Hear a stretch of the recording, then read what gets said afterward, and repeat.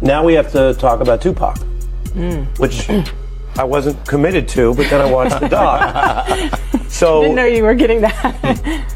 You have a lot of people saying stuff in there that makes it sound like maybe he was responsible for that murder, which has never been proven. That's a very serious thing. But you have Keefe D and over in Vegas now, getting ready to go on trial for that case, saying those things. I told you can't trust these niggas. Now Puffy done killed Tupac, man. Puffy's a sucker, man. You know, I have my guys with me, Thug Life guys, and we heard what he had to say. He basically said he ain't have nothing to do with my brother's murder. We don't talk about things that are nonsense. You think he was lying? Quite possibly, and it's kind of looking that way. Here we are 27, 28 years later. The theory involving him is quite high on the list. Our family, you know, we still suffer. He was all wrapped up, but he was still shaking. So do you think Puffy was involved in the shooting? Only they can answer that question. Right. I have my own opinion, but I wouldn't slander their name like they did mine. Right. I wouldn't say things that I knew, you know what I mean? I believe so. I do believe so. I have proved things that I could say that will back up my claim, but this is not for the world to know about. You know what I mean? It's between me and him, and only he knows. So every time he say it didn't happen, or that's the only thing that makes this become an issue to everybody. See me fail, and in my mind sometimes when I'm drunk or I'm just laying down, I be thinking like, damn, is this true? Will I fail? Am I supposed to fail? I mean, should I just stop trying to give up?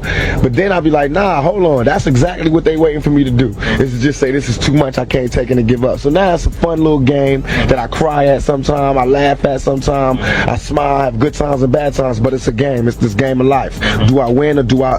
Netflix's latest documentary series delivers a bold, no-nonsense exploration of Tupac Shakur's life and untimely death, cutting straight into the unresolved controversies that continue to resonate throughout hip-hop culture. The series reignites public scrutiny around Diddy, not through direct accusations, but by examining the pressure, rivalries, and cultural forces that shaped the ERA, by focusing on lingering questions and the lasting impact of these events. The documentary presents a gripping, high-intensity perspective on one of music's most debated and enduring mysteries. Possibly, and it's kind of looking that way.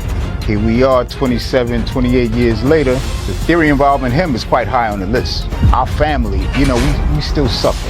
He was all wrapped up, but he was still shaking the bed. He really wanted to tell me something. I'm assuming it was something that had to do with the hit. I get the feeling quite strongly that you don't believe Diddy. I don't think you believe a word of him. It seems like he got a whole bunch of power, like absolute power. Absolute power corrupts absolutely. Heavy is the head that wears the crown. What's your message to Sean Combs? Tupac Shakur was American hip-hop's brightest light until he was shot 4 times in a drive-by attack in 1996. His death shocked the world, and Tupac's legend has only grown since his murder, along with the fever speculation about who planned it, who ordered it, and who did it. For 27 years, it was one of America's highest-profile unsolved crimes, until finally, a year ago, Dwayne Keefe D. Davis was charged.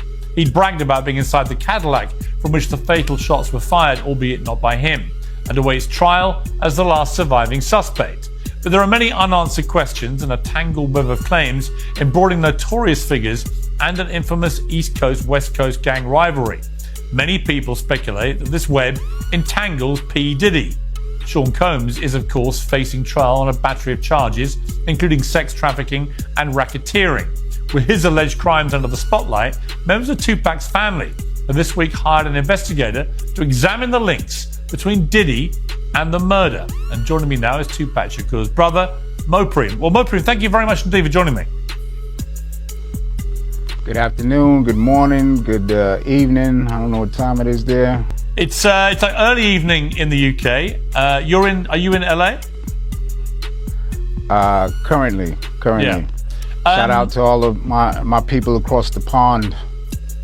Well, it's great to have you here on Uncensored. We're very keen to talk to you because obviously a lot has happened to P. Diddy in recent weeks. He's now languishing in prison. Let me start first of all, your reaction to what's happened to him. In Sean Combs, The Reckoning, The filmmakers trace Diddy's rise to dominance in hip-hop, unpacking the ambition and influence that defined his legacy long before his more recent legal troubles came into public focus.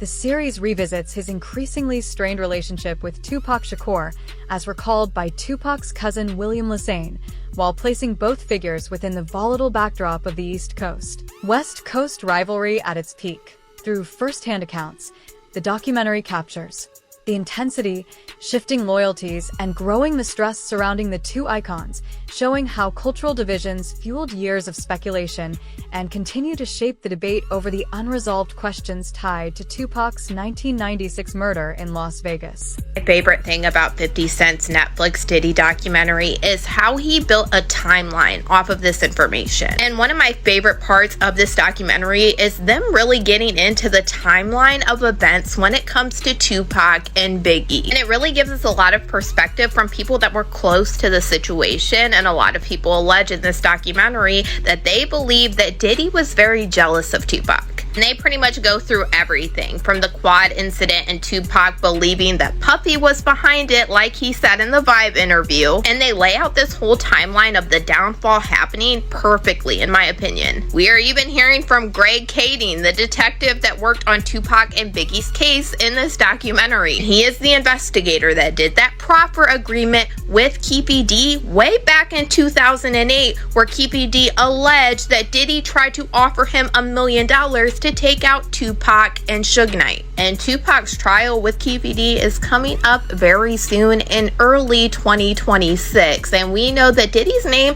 has been dropped at least 200 times during these proceedings already. So this is one case that I am definitely waiting for and I am going to cover. In Keefe D's 2008 proffer agreement, he alleged that Diddy's friend Zip Martin is the one that gave him the weapon that was used to take out Tupac. And Keefe D told the investigator Greg Kading that Zip Martin had a special compartment to keep this weapon in his car that he drove to Las Vegas. And in this documentary, we have Greg Kading confirming that Zip Martin did drive the same type of vehicle that Keefe D alleged to Las Vegas this night. And then during this documentary, we heard from the former president of Bad Boy, Kirk Burroughs, who alleged during this time, Diddy had him hiring a whole bunch of people and getting cars to drive to Las Vegas. And he is now very curious into why Diddy wanted to do this. And he said, in his opinion, he now believes that Diddy was behind.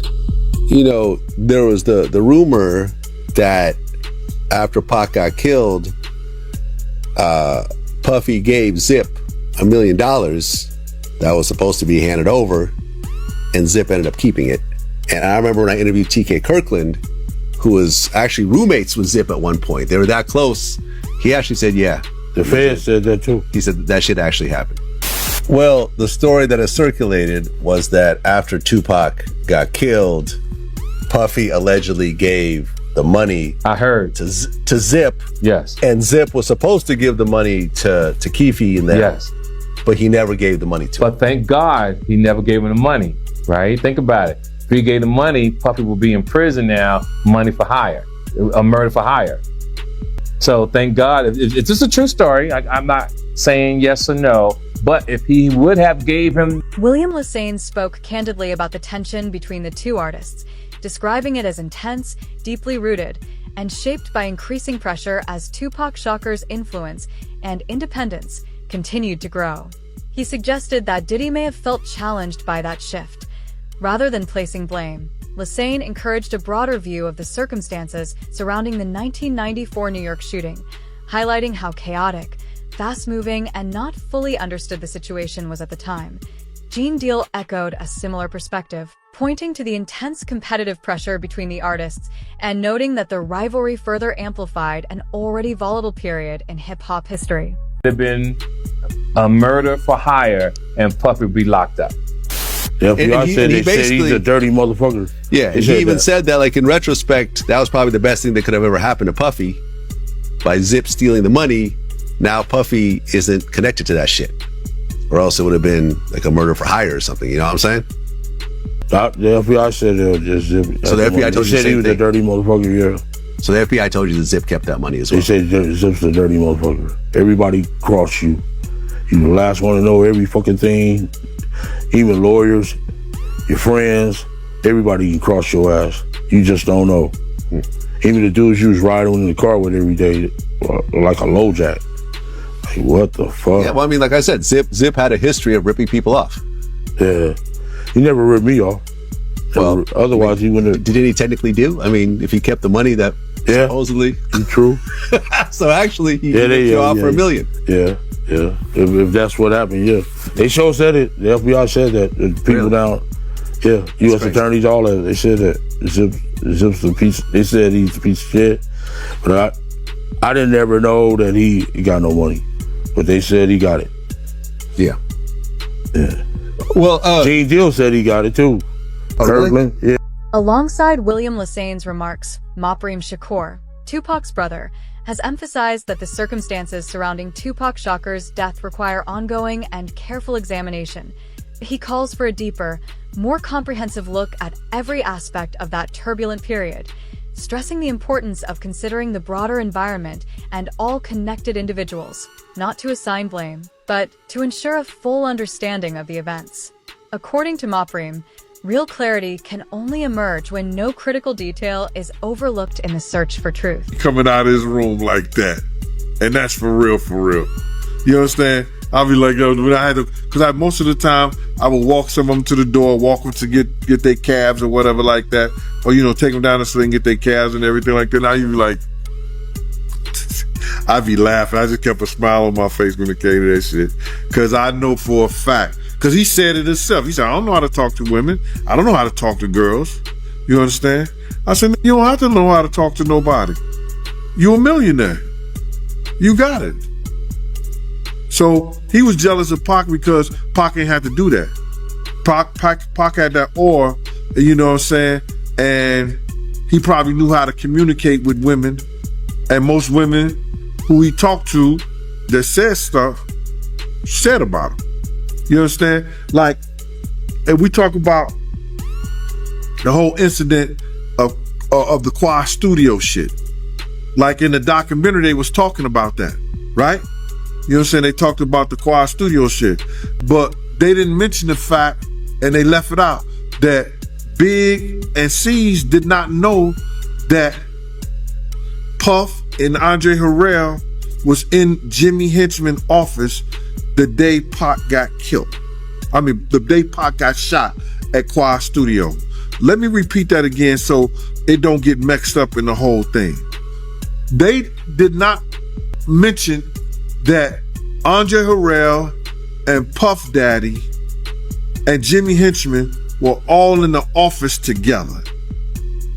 Puff was on the office because he was trying to spy on Big and them, because Big was writing the Junior Mafia stuff and Puff had his publishing.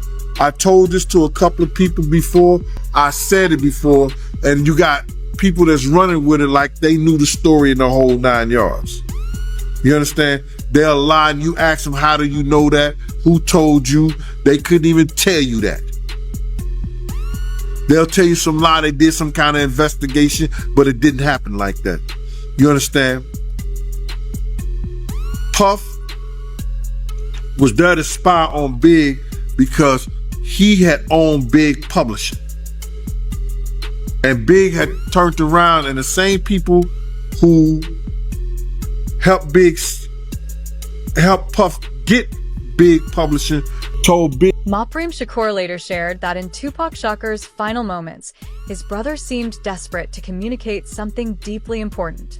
It's a haunting memory that has stayed with him, one that continues to drive his determination to uncover the truth behind what truly happened that night. Take something serious like that when I don't come to Puff like that.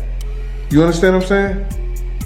Every time I told Puff something was about to happen, it happened. You understand? We had a party with ODB now. And at Luke's club, yo Puff, they about to start shooting up in this joint. How you know, Gene? Bruh, I know. In your opinion, man, do you think Biggie would still be alive if Puffy would have listened to you? I think, in my opinion, Big wouldn't have got killed that night. To say if he would still be alive, I don't know that. I don't have a time clock on somebody's life. And we know, nobody knows. God, you know, it comes to death comes like a thief in the night, man. We don't know what's going on and when it's gonna happen. But I truly believe that if Big would have stayed to his guns and not F with Puff like he was doing at first, not coming to none of the parties we was at. Did you hear what Lil C said?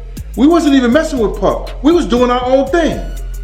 If they would have stayed with doing their own thing, maybe we still alive. Cause Big was a big star.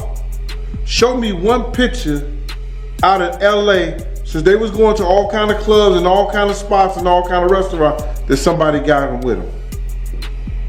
Did somebody got those pictures with them?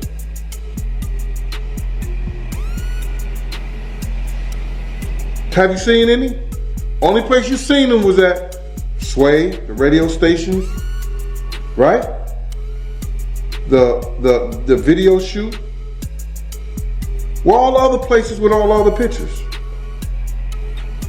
That one time in the mall. But they was out there 2 months, going to all the stations and everything. See,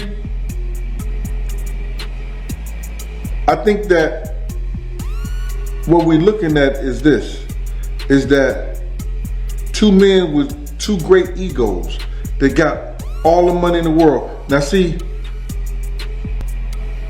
Suge had the blueprint. Kirk Burroughs later reflected that the tension between Tupac Shakur and Diddy may have driven far more of the era's chaos than he initially understood.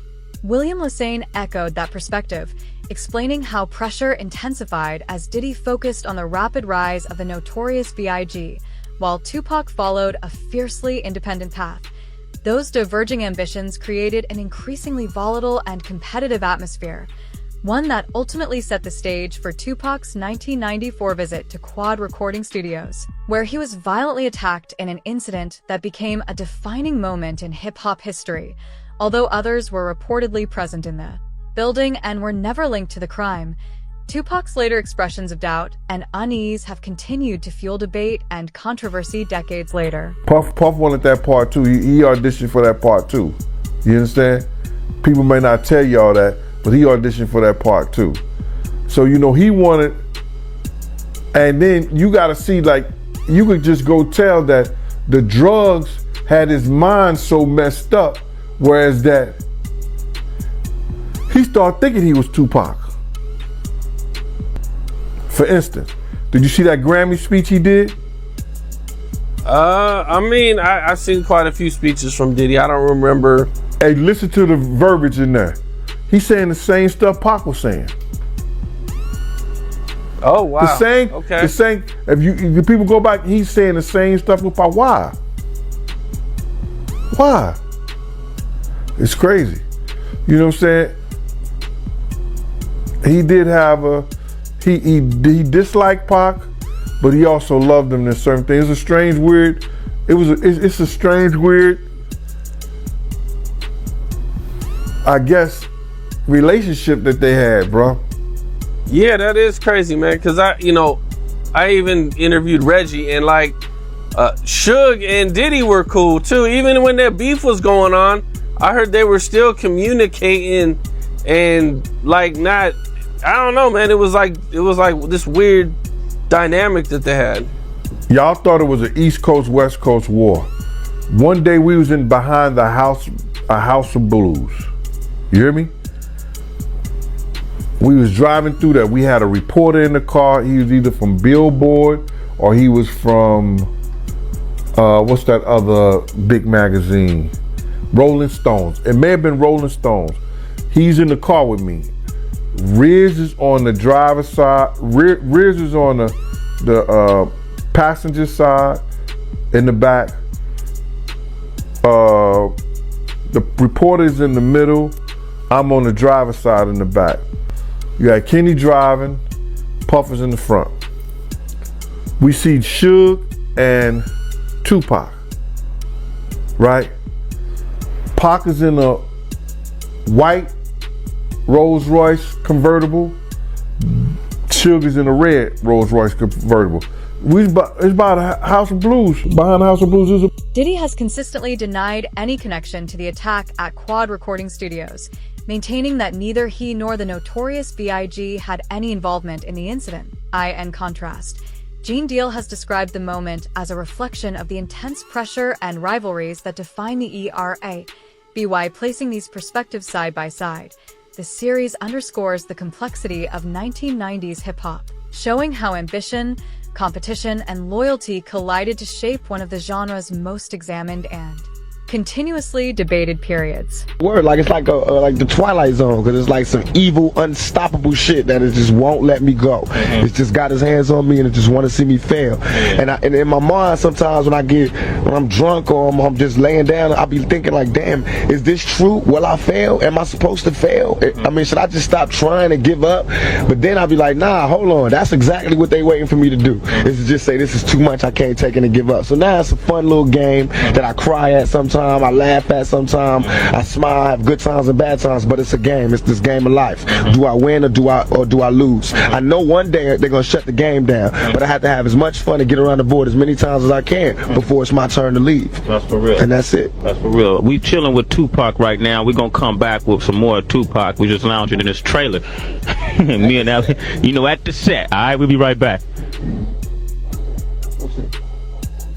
Oh. Alright.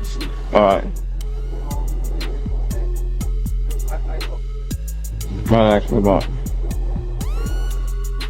Alright, man. You got a light? Yeah. It's funny, man, when I be looking at cause I like to study, I like to watch how brothers evolve, in the shit, cause you know how this business is, man. Everything is pretentious. It's just like, everybody get that one opportunity, and it's how who maintains it and then making it to another opportunity that lasts. Now look at the shit you've been through, dude. I sit and think about it. It's been career ending shit. Yeah. Shit that the next nigga, I done had problems with the IRS, the police, the Fed, government, raid. Everything that they end your career. That's how you know somebody trying to end my career. To get you. These are not coincidences. Yeah. Because I've been on probation for shit the niggas get turned loose on. You know what I mean? I went to jail for that year, not for rape, but for touching her ass. Sexually, they couldn't even get me on shit, but touching her ass. And they put you in jail for a year, and I'm sitting there thinking. And if I go to any club, every bitch in there is grabbing me and touching me. And I went to jail for doing the same thing. And I didn't even do that. I'm saying in a mix of sex, you gonna touch her.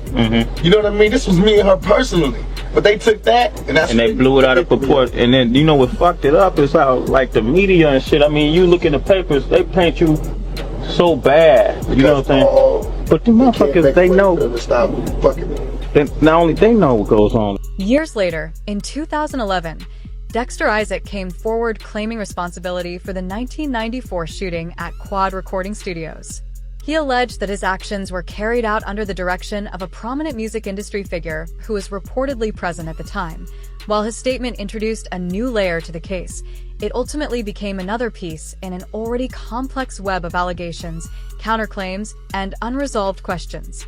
Rather than bringing clarity, it further highlighted how deeply layered, disputed, and enduring this moment in hip-hop history continues to be.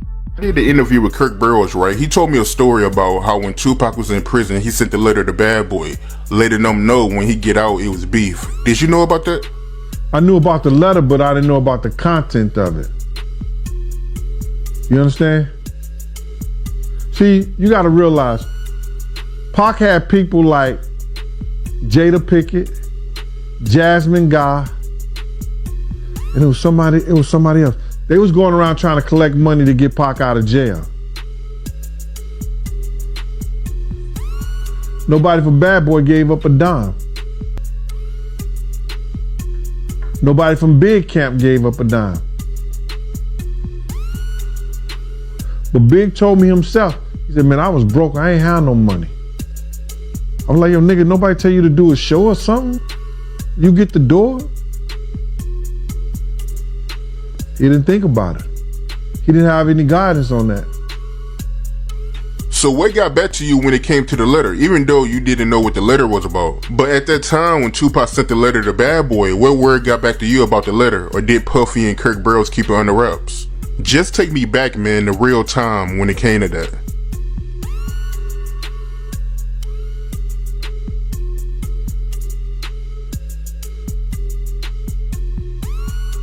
At the time, brother, let me just say, the work that I did, my computer, all I have to do is know a person's DIN number at the time. You see the letters go out? Do you understand that? You don't see the content, you see the letters. You see the letters that come in. You see the visitors, the people who call, and the calling log. I had privilege to that information. So now, when I heard about the letter, I went to look at the log. Because anything that goes out, they keep a record of it. Anything that comes in, they keep a record of it. You can't see the content of it, but you know that it happened. So I knew it to be true when it came out. As of late, Puffy, he been showing Tupac love on social media, man. Have you seen it? What you think about it? Phony and bologna on a pickle sandwich. You want me to say it again? Huh? It's phonier than bologna on a pickle sandwich. Yes, he did idolize Tupac. We all knew that. We knew that about some of the speeches he said. He said the same shit that came out of Pac's mouth.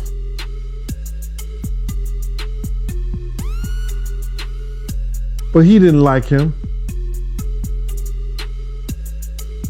If you ain't like that nigga in his life, how you gonna love him in his death? Oh, you glad to see the nigga dead now. All right, okay. That's a very strong word to use, man. So you feel like Puffy, he idolized Tupac, and you really believe that? Yeah, he idolized that dude. You gonna go and make it your business, I don't know, to sleep with every chick that he slept with? Or maybe the chicks was just making the rounds. I don't know. But he made it his business to sleep with every chick that Pac was sleeping with.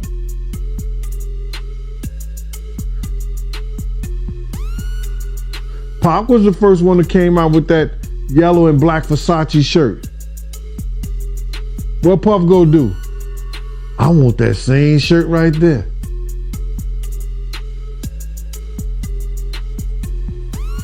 So you feel like Puffy getting with some of the same females that Tupac got with, like Sally Richardson and Sarah Chapman. You think he only got with them because Tupac had them. That's the only reason why he got with them. It probably was inspired because they was fine, but it put a plus on it because Pac had them. It's a lot of fine women out here. You know what I'm saying? But I want the one that Pac had too. All right.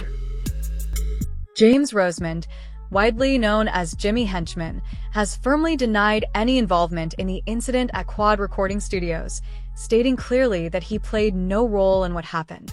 His denial adds yet another layer to the conflicting accounts surrounding the case, reinforcing just how much of this pivotal moment in hip-hop history remains unresolved, intensely debated, and clouded by uncertainty even decades